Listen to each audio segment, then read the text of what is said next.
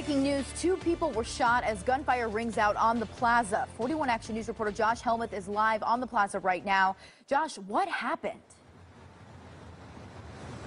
Lexi, I've had 4 witnesses now tell me the same story. This is unconfirmed by police, but according to these witnesses, they said a big fight between teenagers started right outside this store. It's Sugar here on 47th Street. It actually went into the store at one point. One teenager body slamming the other one into this candy display. According to witnesses, a manager had to come over and force all the kids by pushing and shoving them back outside. And it was seconds later, just down the street here at 47th and Broadway, where gunshots were then fired. Police say it happened shortly before 8 o'clock tonight. They say 2 people were shot, a male and a female. We don't know the identity of those people shot yet. They have non-life-threatening injuries, but police also say they haven't caught whomever is responsible. Many on the plaza heard the shots fired, and they had some suggestions on a year-round curfew. As a parent, my kids would have a curfew anyway. I wouldn't have them running around in the plaza by themselves this time of night, on a weekend especially, so alone. And it was just last weekend when a big brawl broke out between teenagers the police responded to again that happened right here on the plaza. From the plaza, Josh Helmuth, 41 Action News. Josh, thank you. Now, the general manager of the plaza is responding to this shooting, releasing a statement tonight. He says police and security responded immediately and are now actively investigating the incident. We are fully cooperating with the Kansas City Police Department, but have no further information to provide as this is still an ongoing investigation. Good evening. Thank you for joining us. I'm Valerie Cavazos. And I'm Kevin Boughton. A gunman on the loose, suspected of shooting and killing 2 people on the southwest side. Take a look at these photos from the crime scene last night. Pima County Sheriff's deputies now begin the search for the suspect. 9 on your side's Max Darrow has more. I'm on the block where the crime happened. The man deputies are looking for is 49-year-old Raymond Manny Valencia. On Saturday night, deputies found 2 bodies with gunshot wounds inside a house on the 5800 block of South Swinging A. Those victims, an 18-year-old girl and a 48-year-old man. One neighbor says she saw at least 13 officers at the crime scene. She didn't know the girl, but she did know the man. She says he had just moved in recently. She didn't know him that well, but described him as a quiet and an overall nice guy. I didn't really know him well. They just moved in not too long ago. He was a really nice guy, really quiet. His dogs got out a couple of times and came to our house, but he didn't talk. He didn't bother anybody at all. Sheriff's deputies say he may be driving a white Ford Ranger with Gila Pool Service written on it. They're also saying Valencia may still have a weapon on him and should be considered dangerous. He's described as a 5'4" Hispanic man with arm sleeve tattoos on both of his arms. They're urging anybody with any information to call either 88 Crime or 911. For now, we're reporting on the southwest side. Max Darrow, KGUN 9 on your side. A developing story out of southeast Kansas. A standoff comes to an end as police arrest a man in a neighborhood just blocks away from Vineyard and Emmanuel Cleaver Boulevard. Police say the man shot a woman before locking himself inside that home. Neighbors saw officers taking the injured woman to safety. They drove her across my brother's yard over to his driveway, and they started asking the person a bunch of questions. The woman is still in serious condition tonight. Denver police trying to figure out who shot 2 people overnight. Police tweeted this out, saying the shooting happened on Eudora near MLK and Dahlia. Fortunately, police say the 2 victims will survive. No word yet on a suspect. Scary moments for an East Tulsa family as a bullet goes through their living room wall. 2 Works for You reporter Giselle Puente is live from the Tulsa Police Department's Mingo Valley Division with more on that investigation. Good morning, Giselle. Good morning, Tanaya. Daniel, Tulsa police are still looking for someone who fired several shots in a neighborhood, hitting 2 homes. Officers say that they found 3 shell casings on 124th East Avenue near 14th Street. They responded to the call of shots fired after midnight. One of the bullets went through a home's bedroom, but no one was hurt. Another bullet went through the next door's house, hitting the living room. 2 adults and 1 child were inside the home, but again, no one was injured.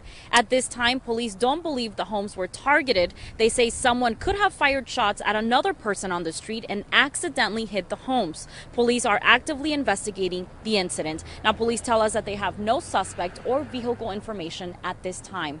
Reporting in East Tulsa, Giselle Puente, 2 Works for You.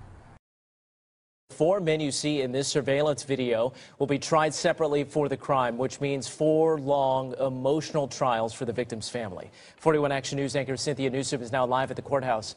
Cynthia.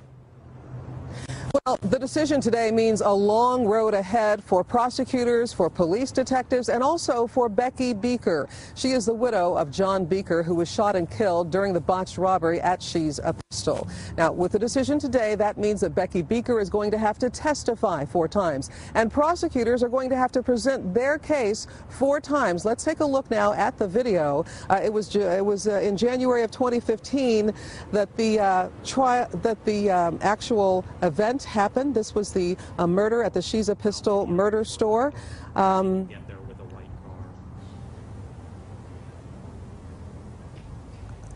The judge hasn't even set a trial date, and he won't for another 60 days, so 2 years will pass before the first trial begins.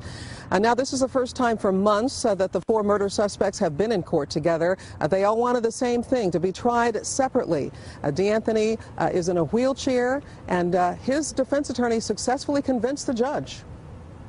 Because these charges are so serious, of course, Mr. Wiley needs to be afforded an opportunity to have a fair trial where he's not defending against multiple parties. He's not defending against Mr. Patterson's accusations and against the state's accusations. There's several other cases where one party played one role and the other party played a different role in the crime, but they were still tried together. Now, again, the defense attorney convinced the judge to let Wiley have a separate trial, and that means all 4 suspects in this case, the She's a Pistol murder trial, will be tried separately. We'll keep following it for you at the Johnson County Courthouse. Cynthia Newsom, 41 Action News. Thanks for joining us. I'm Dia Wall. Road rage sparking a deadly encounter along a busy strip of highway. We now know 35-year-old Clinton Alsobrook was found shot and killed in his car. It happened yesterday on the exit ramp from northbound I-29 near Zona Rosa. The shooter immediately called police on himself at a nearby gas station. 41 Action News reporter Allie Hoxie spoke with Alsobrook's wife. She joins us now live from the scene. Allie? Alsobrook's wife says that she is devastated because he was working here in Kansas City to support her and her children back in Texas. The shooting happened right here on this exit ramp to eastbound 152, leaving his wife devastated. I'm not mad. I'm sad. I'm sad for everybody. Samantha Alsobrook says she got a phone call from police early Saturday morning. And they told me that my husband had been killed the night before. She and her husband, who goes by Randy, have been married for 13 years with 4 kids, 2 boys and 2 girls. Police say they were called around 10:30 Friday night by the suspect. They say he pulled over here at this Phillips 66 to call 911. Police tell us it appears Alsobrook and the suspect got into a fight while they were traveling along northbound I-29. Before Alsobrook was shot and killed along the eastbound 152 exit ramp.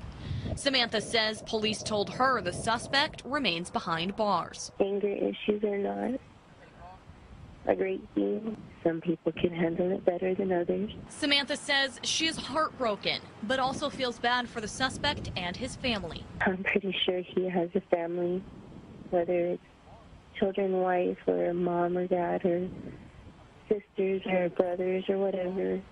I know they're hurting just as bad as we are. Alsobrook's widow says they're in the process of trying to get his body back to Texas. Live in Kansas City, Allie Hoxie, 41 Action News. Those working with that woman tell us that they are now scared for their own safety. The attempted abduction happened just off of Metcalf at 105th and Barclay around 7 o'clock. That's where we find 41 Action News reporter Andres Gutierrez. Andres.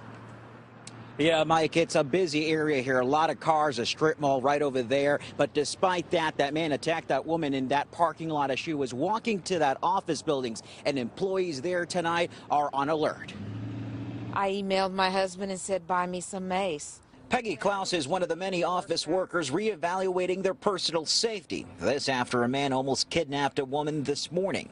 Overland Park police say the man grabbed the woman, but she fought back and maced him. This is not normal for this particular area. The suspect is described as a very tall, skinny white man who was wearing a black or dark blue hoodie with a logo on front and dark pants at the time of the attack. A few people said that they had seen this person before, just in the parking lot, and that they had seen him trying to jiggle handles on cars. Nancy Green says the building's management sent out an email notifying their tenants about the attempted abduction. They have the lights on. The lights are really, it's bright out here at night when I leave. As for Klaus, moving forward, she'll depend on the buddy system. One of my coworkers comes in at 7:30, so I'm going to change my hours and we're going to go in together.